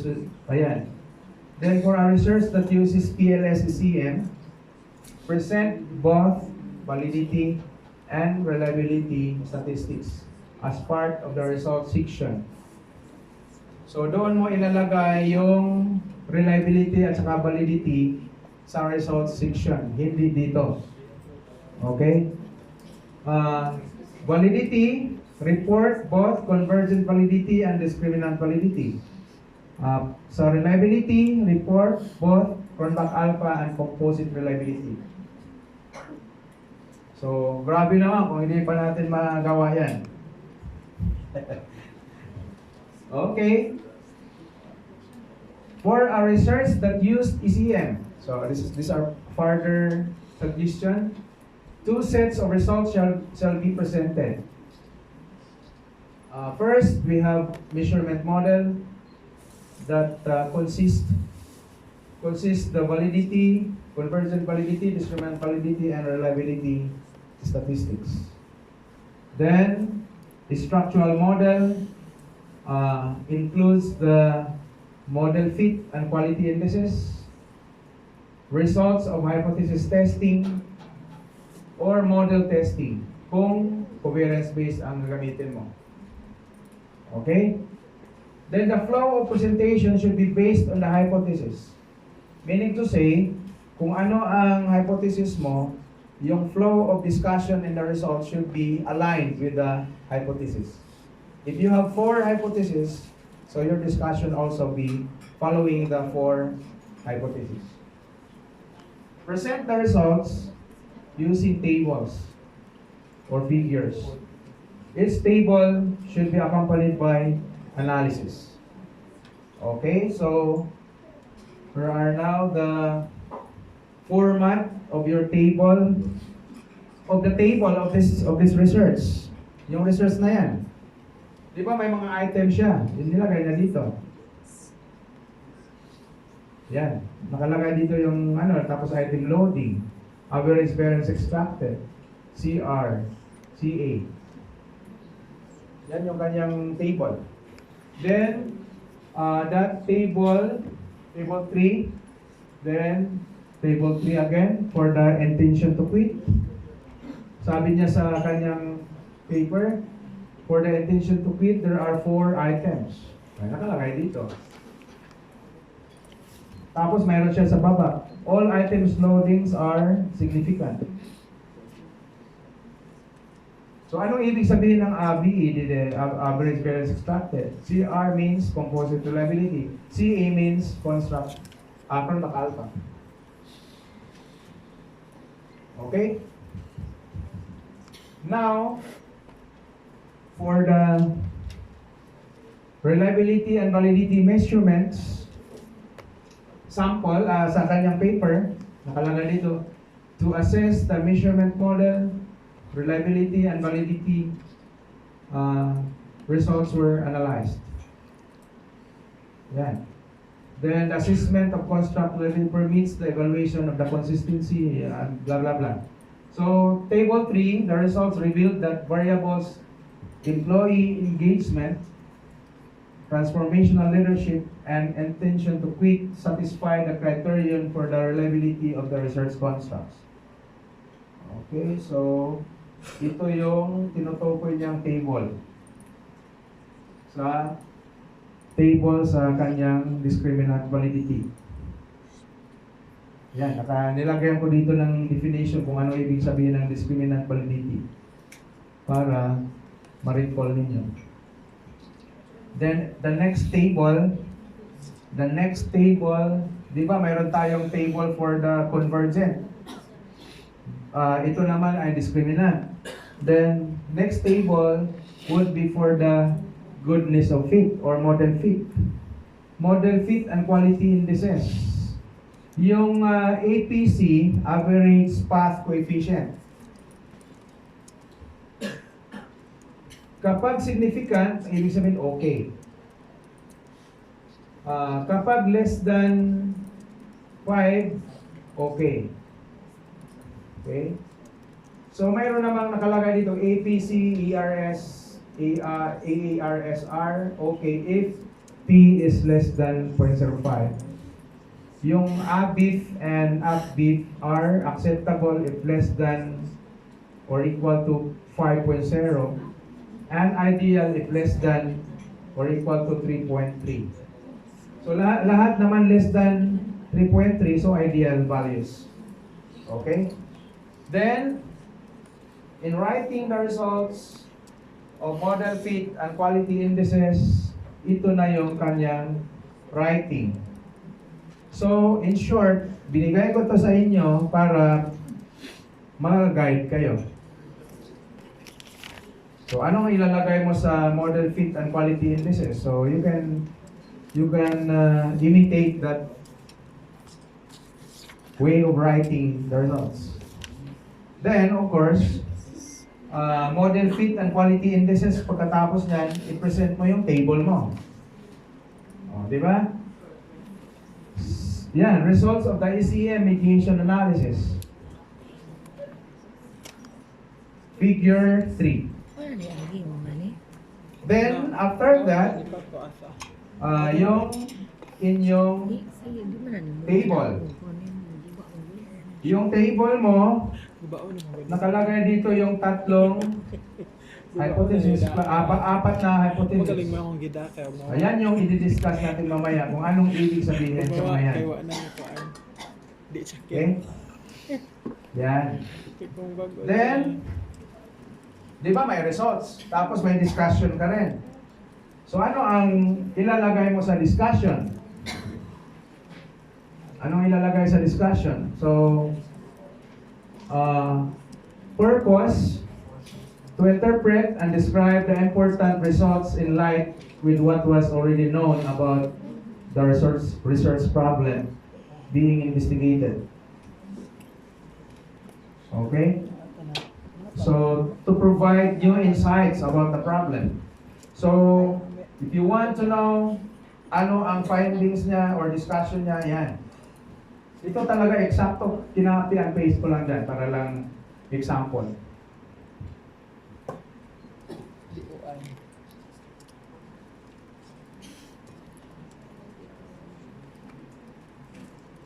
Napansin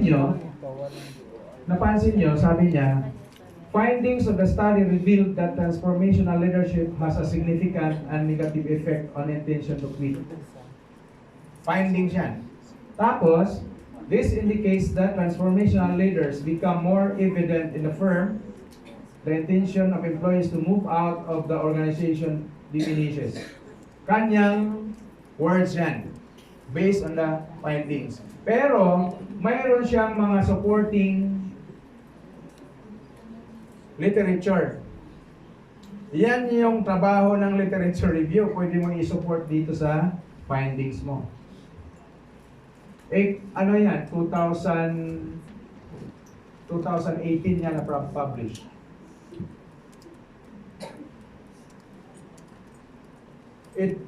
Mayroong nakalagay dito na 2012. So hindi na yan pala pwede. Mayroong 1998, hindi na pwede. Pwede. Pwede yan. Sayan nyo lang yan, yung hindi pwede. Pwede kasi yan dito sa journal eh.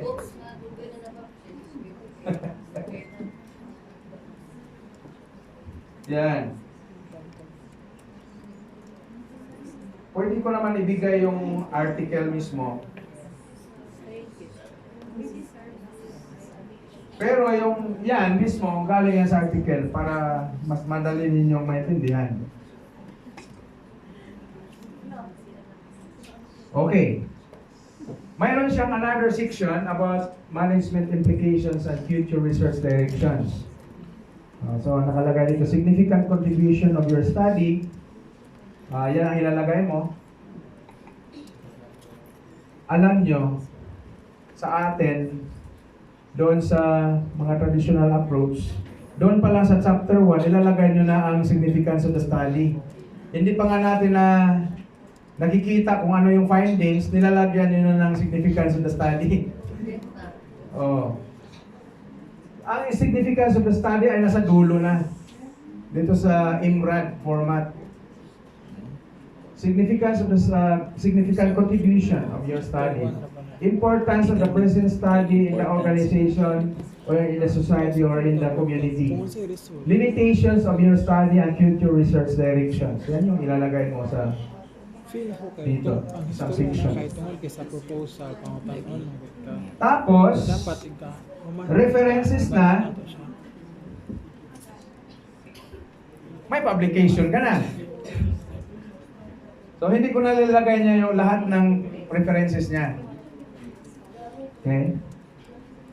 So, yan yung aking discussion during that training workshop, 2 days training workshops.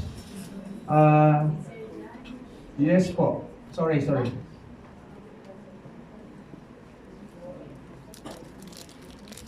References.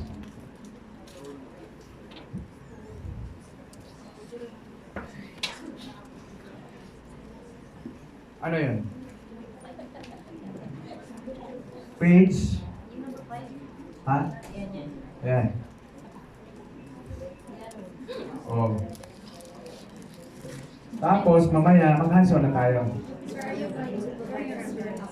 Ito po, kasama talaga yan sa documents na ilalagay ko. Kaso, kagabi, hindi nag-work yung ating wifi sa room ng hotel. Hindi ko na-upload. Ngayon, mayroon na. So baka ma-upload ko na mamaya. Lunch break.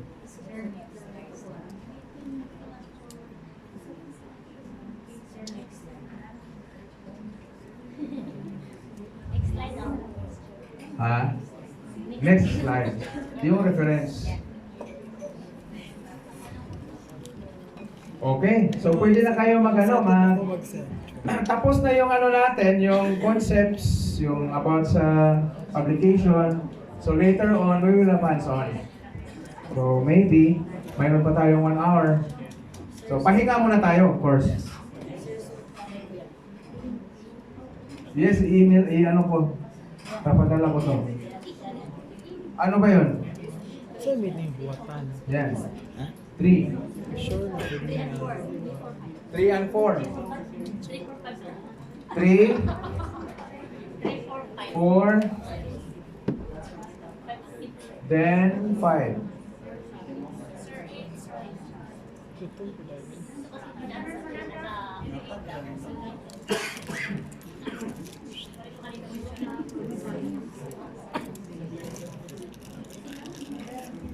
Saan ka na dun yan?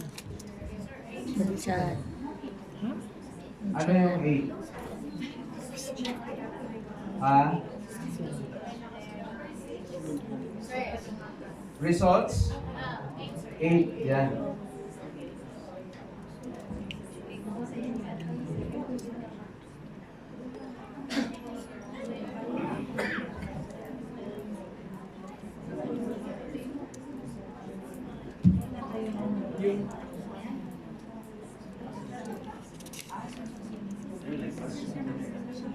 Sige po. You can feel free to ask questions. About sa adaptive questionnaire, Instrument, sir. Example, sir, I adapted a questionnaire and then the indicators is, for example, only 4. And then my advisor will tell me to add additional Category. items. Okay. So, is it okay lang po, sir? So, how to do the, No choice. Kasi pag lumabag ka, hindi. Existing questionnaire. Okay. So when we say existing questionnaire, is it published? Ito, basta good, reliable na ba? Ipalagay lang natin na published. Palagay lang natin na published. 4 ang items. So ang question, during the preparation of the final copy or final draft of the questionnaire, the advisor instructed her to add more items. So that was the scenario. So ang tanong, allowed ba yun? Of course, allowed yun. Dahil hindi pa naman proposal writing pa kayo, di ba? Opo. So kaya nga, mayroong advisor dahil may possibility na yung instrument mo were developed in the other countries, for example, with different contexts. So there is a possibility that there is that your advisor felt that there is lacking. Some items, relevant items, are not included in the writing of the in the existing questionnaire. So that's why your advisor told you to add more items. So ngayon, sundin mo na lang kung mayroong pwedeng items na i-add mo. Then after that, you conduct a validation study. I-check mo kung yung convergent at saka discriminant validity at saka reliability are okay.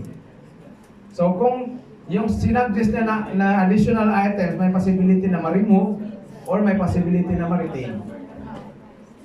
Thank you, sir. Yes po. Sir, I have an instrument.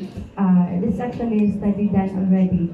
I have an instrument I use for back alpha for the dry run, but then I wanted to use this instrument to further test the content validity and then again to test the alpha. Could it be okay, sir, to do another research where I will use that instrument for further, like, okay lang ba, sir? Yung existing questionnaire mo, may existing alpha na. Yes, oo. Pag sinabi mong existing questionnaire, sino ang It is nasaan na a ngayon? researcher made, sir. Saan na ngayon? It is Thesis? the dissertation. Dissertation. So, hindi na-publish. Not yet. Pwede mo yan i-publish. Okay, but then, sir, I could then use this instrument to further. Pwede mo i-administer your existing questionnaire, administer it to Another set of respondents, then gamitan mo ng confirmatory factor analysis, tapos publish mo. Publish mo. Okay, so pwede yun, sir. Pwede. Existing questionnaire. Existing questionnaire because existing dahil tapos na, ginamit mo sa dissertation. Pero yung dissertation mo unpublished. Yes. Pero ngayon, mag-move forward ka, mag-publish ka na ng article. So I suggest na yung developed questionnaire mo, i-publish mo, pero mag-gather ka ng different data para ma-validate yung instrument mo. What if, sir, that dissertation will be published, so it cannot be used anymore for further study of the instrument? Pwede. Pwede. For example, your dissertation utilized exploratory factor analysis. Then, later on, i-publish mo yan. I-publish mo, for example. Then, after 1 year, mag-publish ka ulit. Same questionnaire, pero different method. Yes. Pwede. Pwede mo gamitan ng confirmatory factor analysis. Pwede mo gamitan ng rush analysis. Actually, tatlong publication, instrument development lang. Bitaw. Nabitaw yung instrument ko. Mayroon ka lang nakaabang na tatlong publication. Butik na.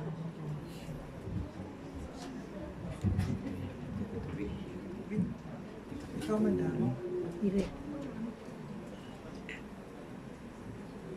Siguro mag-lunch muna tayo or kasi magpahinga muna tayo, siyempre. Pahinga muna yung utak ninyo. Relax muna. Then we will have hands-on later. Mag-hands-on tayo.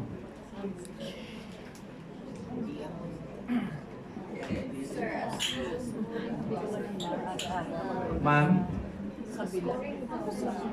Scoring. Ah, yeah.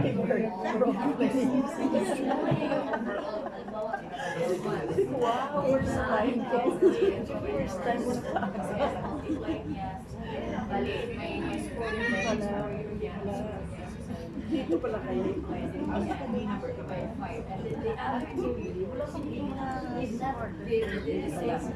Scoring, but then, ano sir, actually niya kung performance, Yung mga lumabas na Depende sa developer ng questionnaire kung ano yung guidelines nila for scoring. So, depende sa nag-develop.